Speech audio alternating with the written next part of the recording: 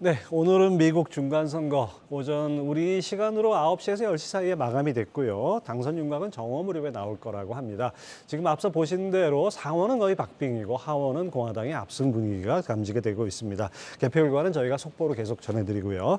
자, 공화당이 하원을 장악할 것으로 분석되는 가운데 미국 정치나 경제 정책에도 많은 변화가 예상이 되고 있습니다. 그래서 오늘 두 분 전문가 모시고 자세한 얘기 나눠보겠습니다. 동국대 국제통상학과 광노성 명예교수님 그리고 서강대 경제학부의 허준영 교수님 함께합니다. 어서 오십시오. 네, 안녕하세요.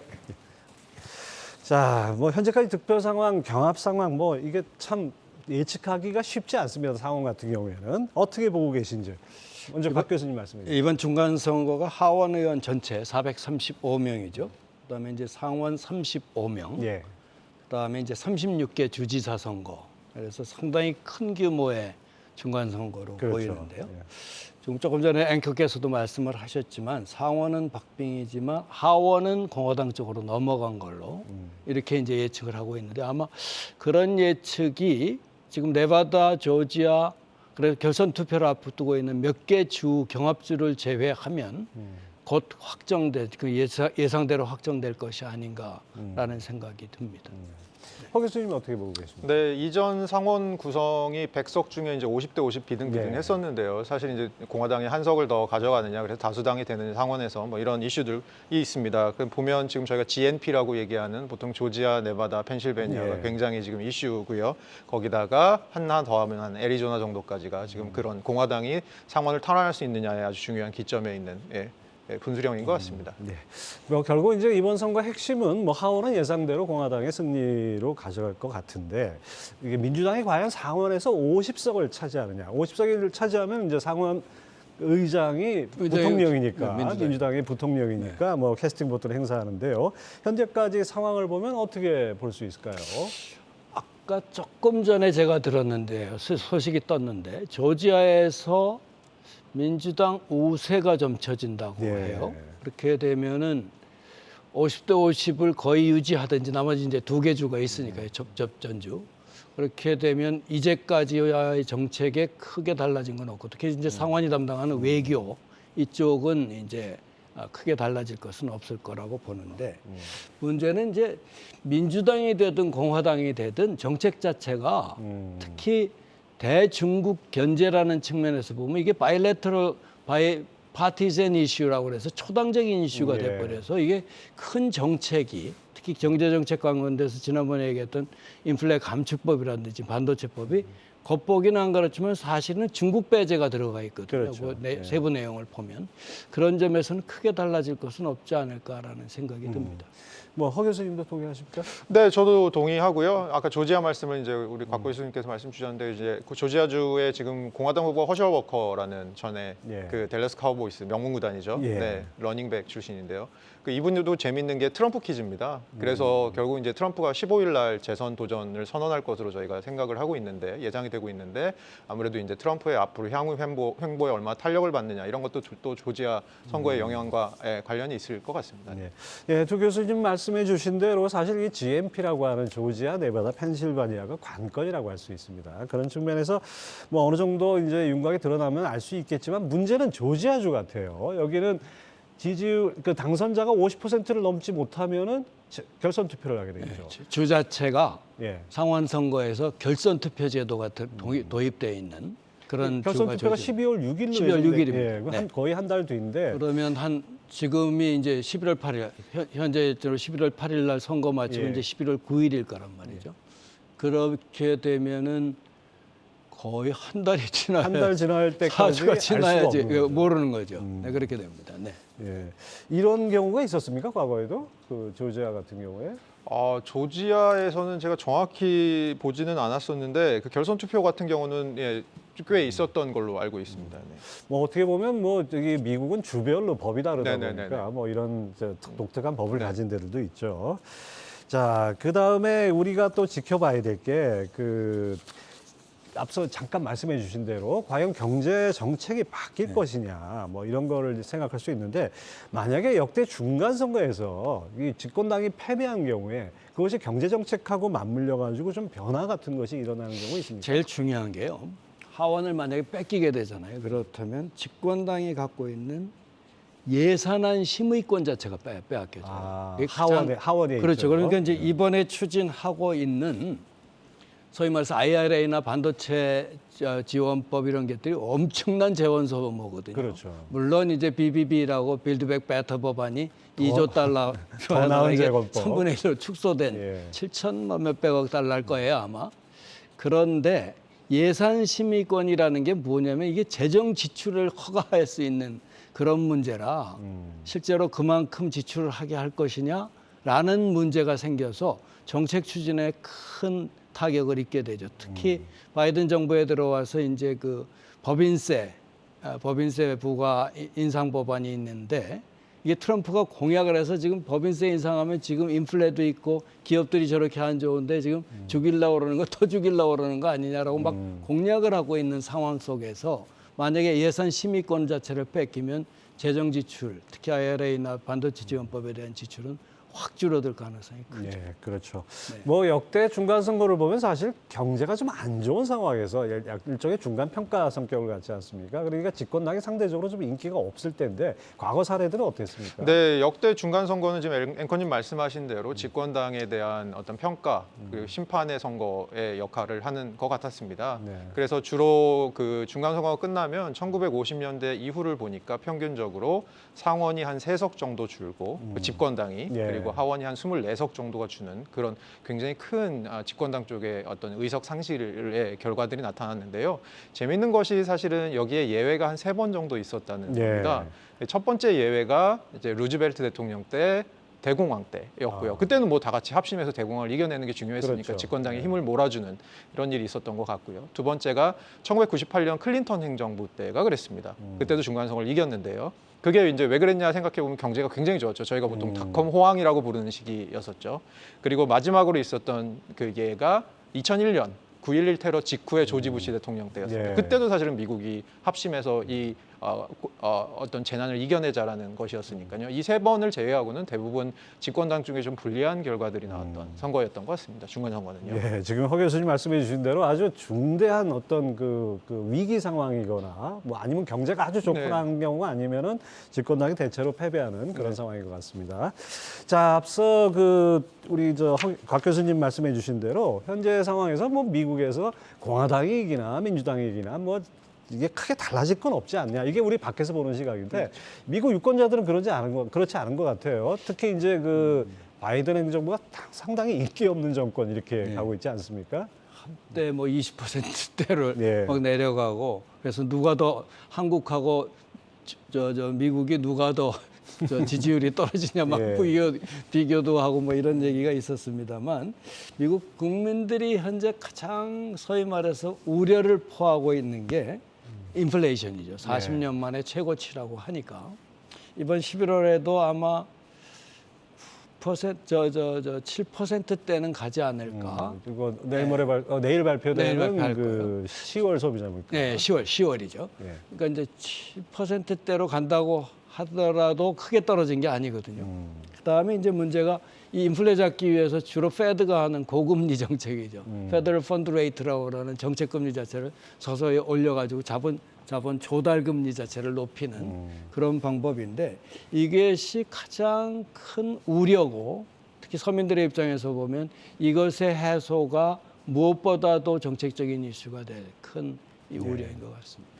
예, 결국 이제 뭐 선거라는 건 항상 그 민생, 먹고 사는 문제가 맞습니다. 가장 중요한 이슈 아닌가 생각이 됩니다. 미국 유권자들은 이번 선거에서 뭘 보고 그런 부분을 보고 있겠죠? 네, 결과적으로 지금 생각해 보면 곽 교수님 말씀과 동의하는데요. 지금 인플레이션이 가장 중요한 이슈고 지금 페드에서는 2% 인플레이션을 빨리 가겠다라고 계속해서 얘기를 하고 그것은 결국 상당 기간 동안 금리가 이제 굉장히 올라가 있거나 오르는 상황이 지속될 것이라는 얘기인데요. 네. 그러다 보면 이제 미국 경기가 지금은 실업률 같은 것도 실업률도 3.7% 정도로 거의 완전 고용 수준에서 움직이고 예. 있는 괜찮은 상황인 것 같아요. 일자리도 계속 생기고 있고요. 그런데 이제 문제는 이것이 언제까지 버틸 것이냐라는 건데 그렇게 되면 사실은 이제 미국 경기의 침체 가능성도 있을 수 있고요. 그렇게 되면 아무래도 한국보다 미국이 어떻게 보면 노동시장이 유연하지 않습니까? 그렇죠. 그렇다면 이제 아무래도 일자리의 변동 같은 것들이 미국이 훨씬 더 클 가능성이 있으니까. 지금 뭐 이미 빅테크 기업들은 아주 대량 감원이 이게 현실화 네네네 되고 맞습니다. 있죠. 예 맞습니다. 이러한 측면에서 사실은 이제 경제가 그 가장 중요한 이슈인 것 같고요.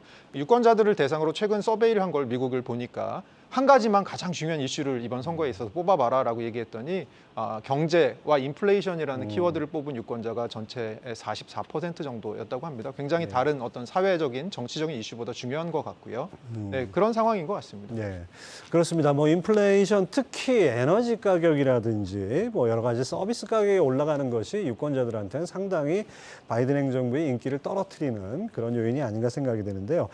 그래서 그런지 이제 바이든 행정부가 이 선거를 앞두고 뭐 우리나라도 그렇지만 사실 선거 의식한 정책을 많이 폈죠. 뭐 대표적인 게 인플레 감축법이라든지 뭐 반도체법, 뭐 그다음에 각종 경기 부양책 이런 것들을 폈는데 만약에 이렇게 하원에서 이렇게 공화당에 다수당을 지위를 내줄 경우에 이런 정책 변화 가능성은 어떻게 보십니까? 실제로 왜 우리가 이제 보통 그 경제학에서 얘기할 때 political business cycle theory를 얘기하고 예. 이제 정치적 경기 순환론.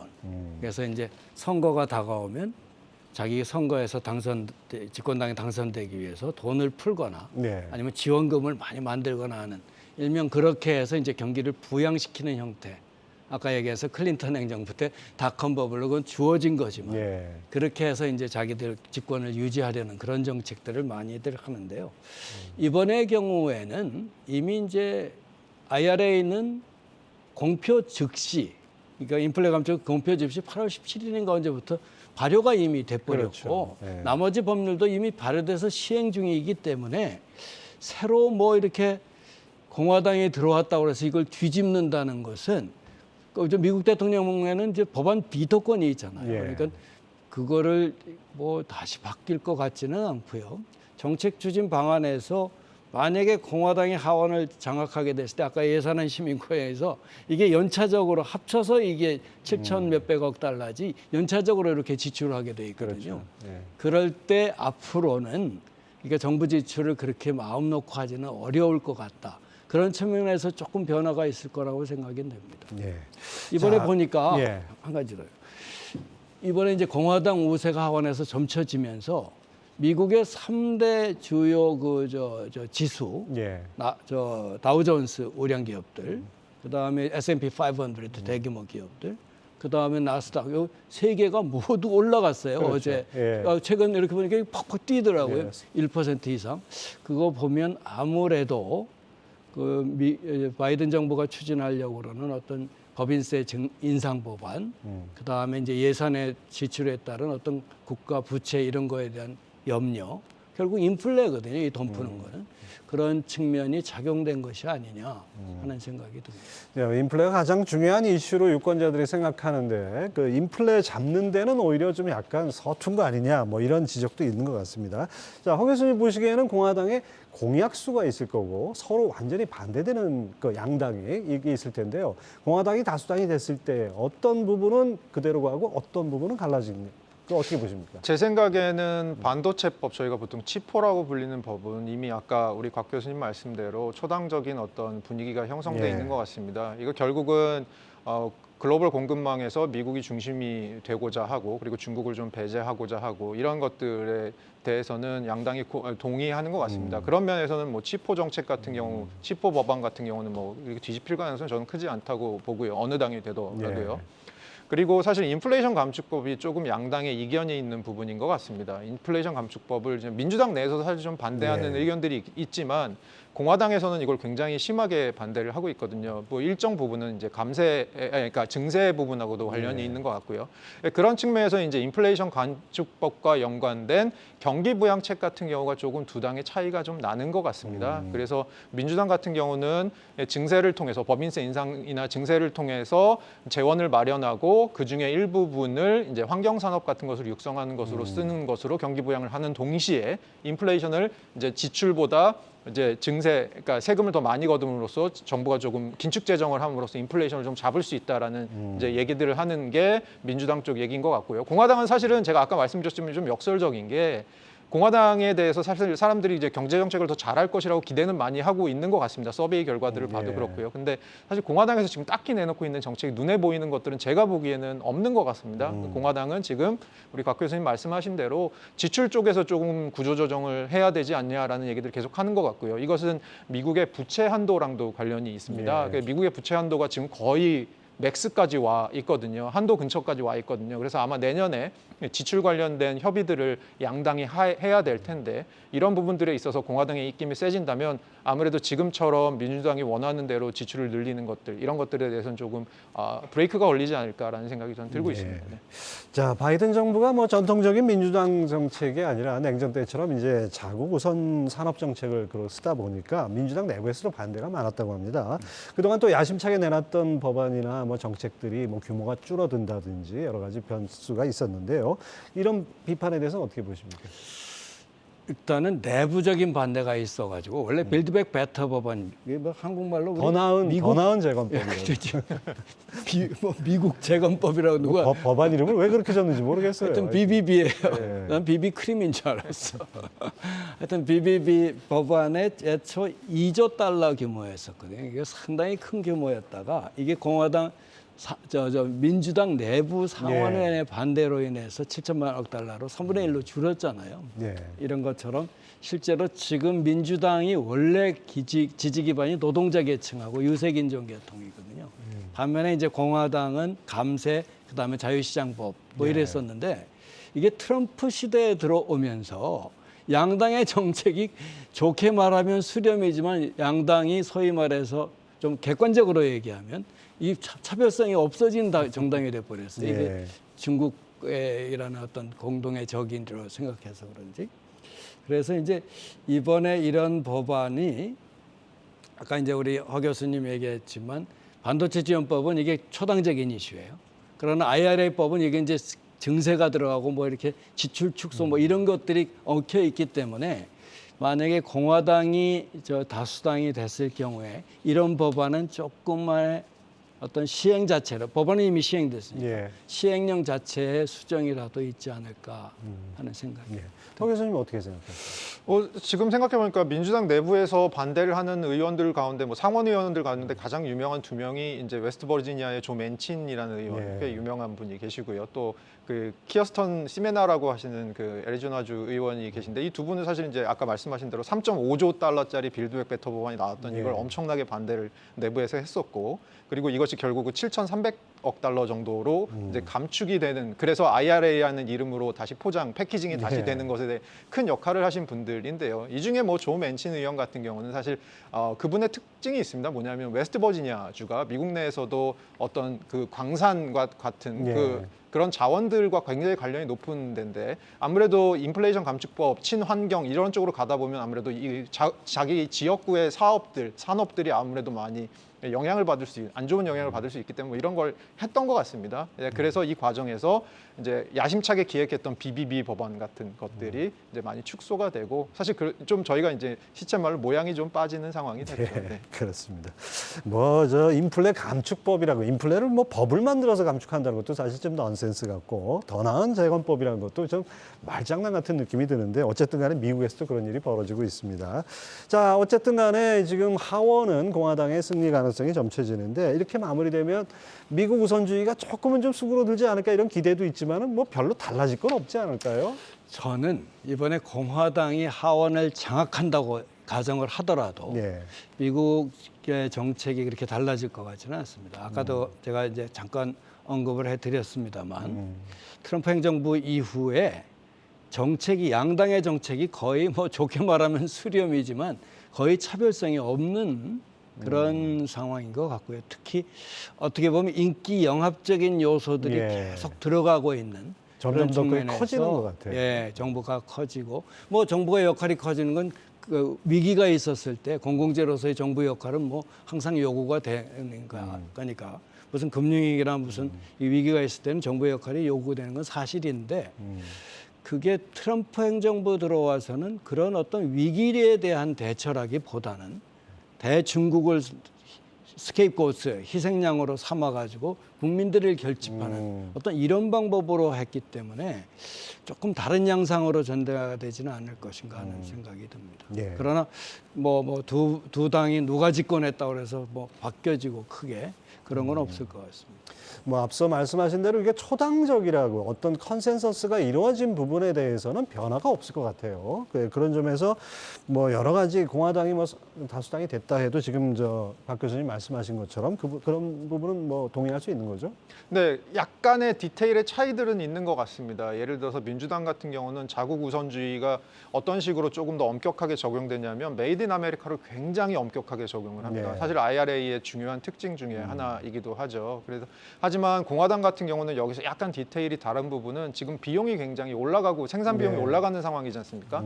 아무래도 중국에 있던 공장, 베트남에 있던 공장을 미국으로 갖고 오는 데는 비용이 들고 미국 안에서 그 공장들을 유지하는 데는 중국이나 베트남보다 훨씬 많은 비용이 들지 않습니까? 네. 지금같이 비용이 그렇지 않아도 상승하는 시점에서 이런 것들에 대해서는 좀 더 현실적으로 유연하게 접근해야 되지 않냐라고 이제 공화당은 생각을 그래서 이 자국 우선주의에 있어서 메이드 인 아메리카의 기조가 조금 더 공화당이 어떻게 보면 약간 더 현실적인 절충안을 가지고 있는 그런 차이는 있는 것 같습니다. 네, 그런 것 같습니다. 뭐 현실적으로 봤을 때 가장 좋은 거는 가장 세계적으로 가장 싼 곳에서 아웃소싱할 수 있는 게 가장 좋은데 지금 세계화에서 탈세계화로 넘어가고 신냉전으로 넘어가다 보니까 그게 무너지고 있는 거 네. 아닌가 생각이 듭니다. 사실 바이든 행정부 출범 당시 그 트럼프 5년 동안 우리가 겪은 게 있어가지고 이 중국을 대할 때 그렇게 무지막지하게 하지 않을 거 아니냐. 바이든은 노련한 정치인 출신이니까 이렇게 생각을 했는데 오히려 뭐 더하면 더했지 덜하지 않는 것 같아요. 이 부분에 대해서는 어떻게 보면 미국 경제에 상당히 이런 어떤 중국 때리기가 영향을 미쳤을 것 같은데 어떻게 보십니까? 이게 바이든이 들어와서 이제 상원 외교위원장을 오랫동안 했었지 예. 않습니까? 부통령 시절부터 뭐 그랬는데 이분이 추진하는 방법만 달랐지 더 했으면 더 했지 약하지 않다. 예. 이건 이 정부에 들어서는 뭐 하냐면 동맹 결집을 하잖아요.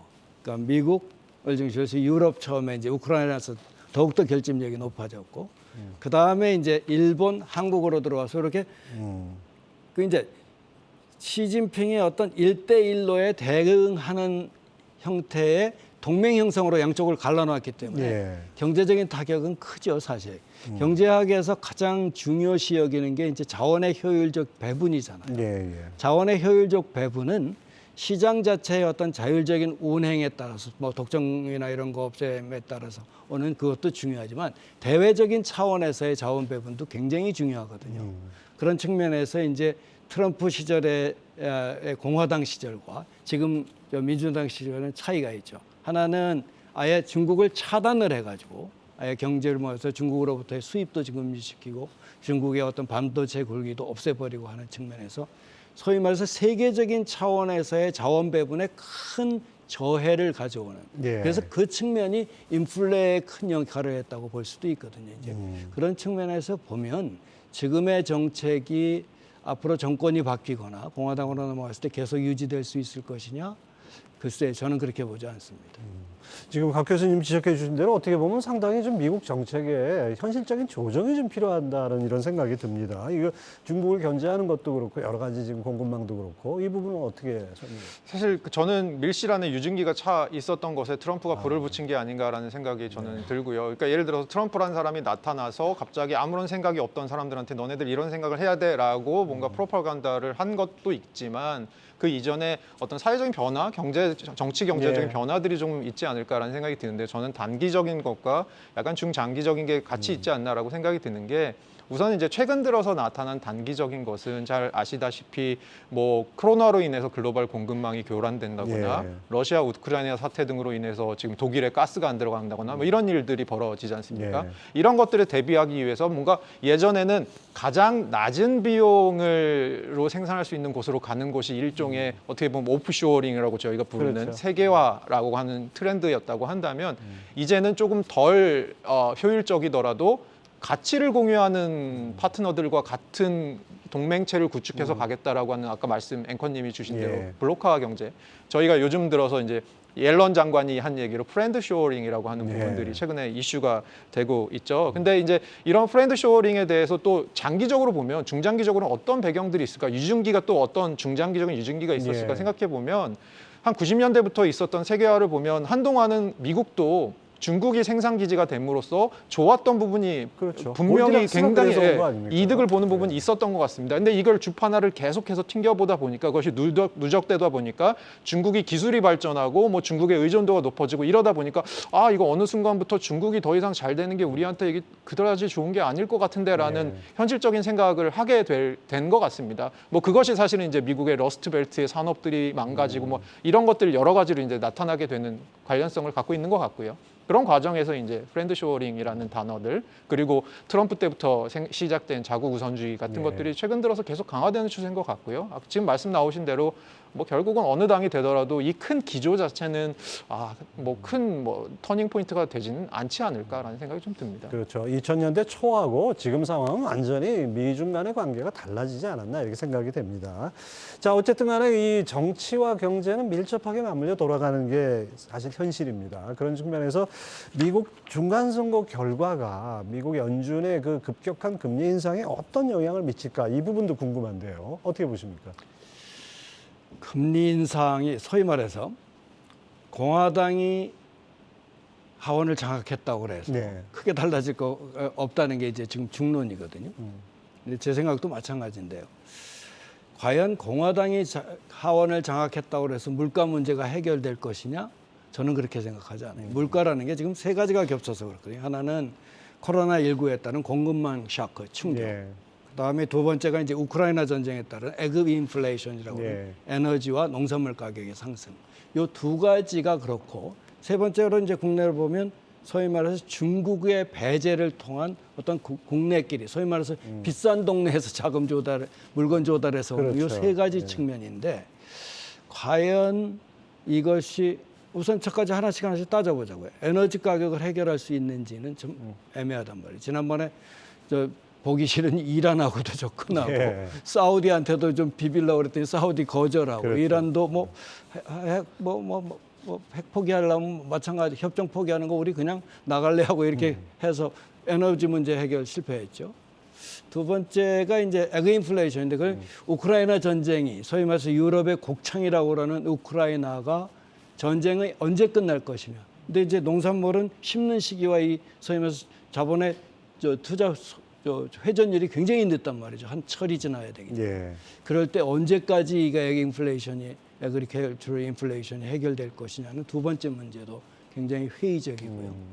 그다음에 이제 중국의 시진핑 같은 경우도 3기 집권하면서 오히려 자기 측근들만 딱 심어놔서 그렇죠. 예. 미국을 공공의 적으로 이제 예. 명시적으로 지금 지적하고 있는 상황 속에서 이 세 가지 모든 요인에서 과연 지금의 인플레이션 문제를 해결할 수 있느냐?